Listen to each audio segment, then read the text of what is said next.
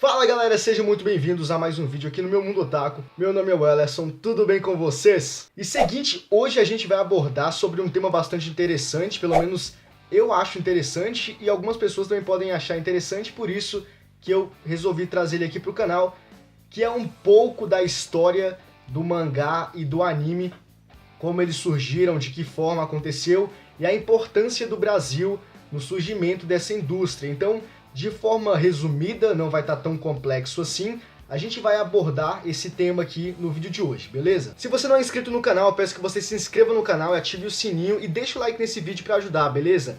Vai fortalecer muito o canal e também me motiva a continuar fazendo vídeos. Então, sem mais delongas, vamos para o vídeo.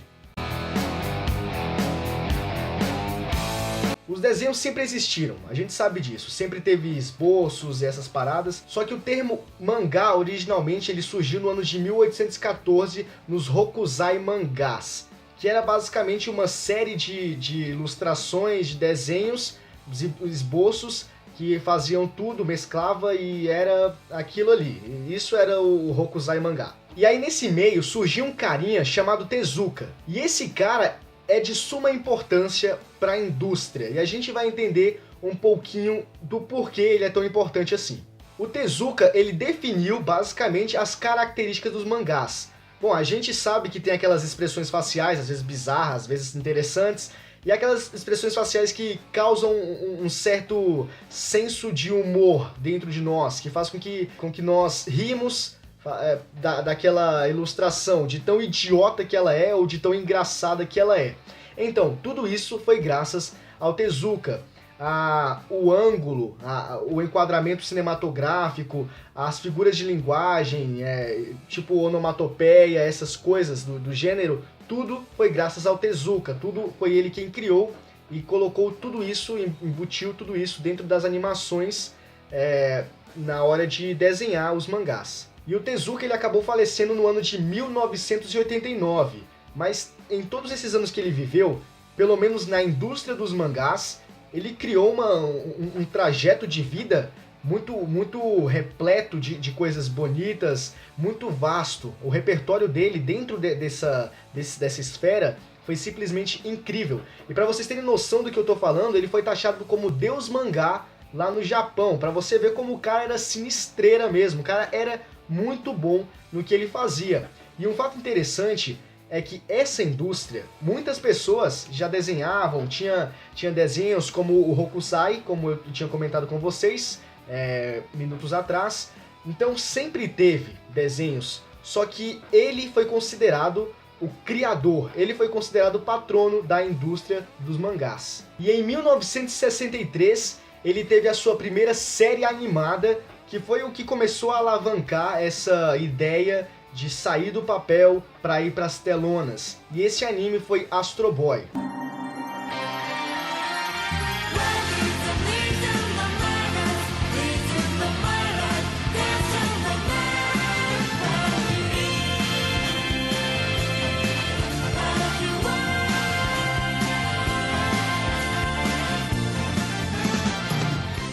É claro que ele tinha outras obras e também saíram outras animações, só que Astro Boy foi a mais famosa, tanto que se a gente perguntar se alguém conhece Astro Boy, se já assistiu ou se pelo menos já ouviu falar, grande maioria das pessoas vão dizer que sim. Teve as outras obras dele, sim, não estamos desmerecendo, não estamos reconhecendo uma em detrimento da outra, mas Astro Boy foi a que mais deu um sucesso, pelo menos na primeira animação existente. Em 1988, aqui no Brasil, saiu o primeiro mangá, que era O Lobo Solitário, e ele foi lançado pela Candibre na época.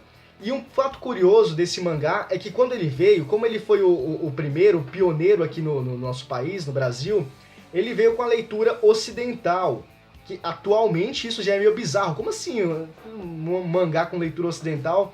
Para quem não sabe, a leitura ocidental, ela se vai da esquerda para a direita. Então você vai pegando assim. E o mangá, ele é oriental. Então você lê ele da direita para a esquerda. A leitura, o visual, você vai lendo da direita para a esquerda. E quando o Lobo Solitário chegou aqui no Brasil, a leitura era ocidental. Porque foi o primeiro, né? Então teve essas questões de adaptação. Eu acho que eu posso acreditar que foi isso, pra adaptar o público, porque era uma parada nova, velho. Era uma coisa que estava vindo de fora, era um gibi, e como assim? Vai ler de trás pra frente? Que parada é essa, velho? Então, começou numa leitura ocidental mesmo, só que com o passar do tempo, isso mudou. Nos anos 2000, pela editora Conrad, ou Conrad, sei lá como é que se pronuncia, chegou o nosso tão aclamado Dragon Ball. E foi exatamente nesse período em que a leitura dos mangás vieram na sua forma original japonês, que você lia de trás para frente, vamos dizer assim, você lia da direita para a esquerda. Então, o primeiro mangá, Lobo Solitário, ele veio normal, só que nos anos 2000, com a chegada de Dragon Ball, a leitura veio original lá do Japão e desde então tem sido assim até os dias de hoje. Agora a pergunta que não quer calar, e talvez seja uma pergunta meio óbvia, já que a gente está falando de história: qual o anime mais famoso aqui no Brasil?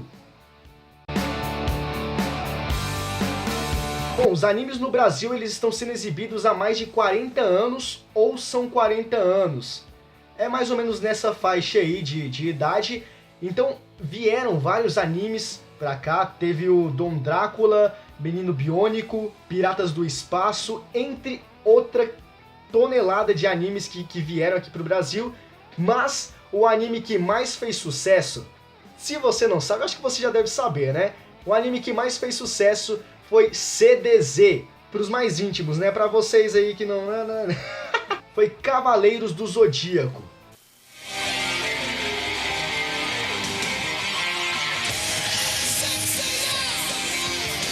Os Cavaleiros do Zodíaco.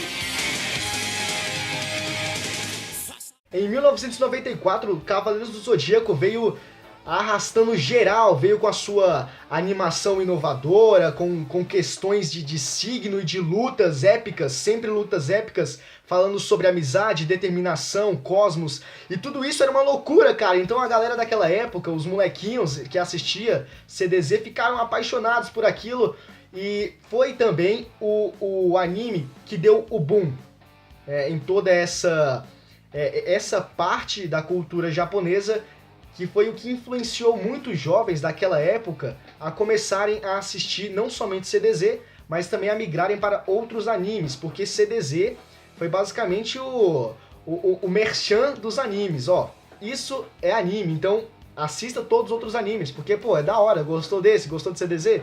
Então parte pros outros, cara, tá esperando o quê, velho? Então CDZ, ele foi o anime mais famoso aqui no Brasil, na época, em 94, e acabou gerando esse boom que é até hoje. E particularmente eu acho que para aquela época e a época de hoje, eu acho que teve um salto gigantesco de pessoas que são adeptas a essa cultura japonesa, que são dos animes e mangás e tudo mais.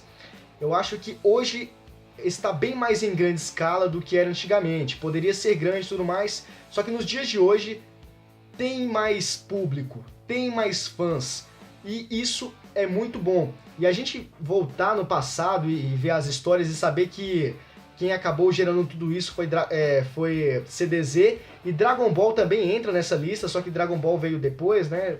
Bom, não sei se veio depois, mas CDZ foi o mais famoso na época. Então a gente vê que o anime que deu o boom para todos os outros foi um anime que realmente merece todo esse mérito e essa glória. É muito bacana a gente ver toda essa construção dessa parte da cultura japonesa. Bom, galera, esse aqui foi o vídeo de hoje, espero que vocês tenham gostado. Se vocês gostaram, já sabe o que fazer, deixa o like aqui no vídeo, se inscreva no canal e ative o sininho para não perder as próximas notificações, beleza? A gente se vê no próximo vídeo, é nóis, valeu, falou e tchau!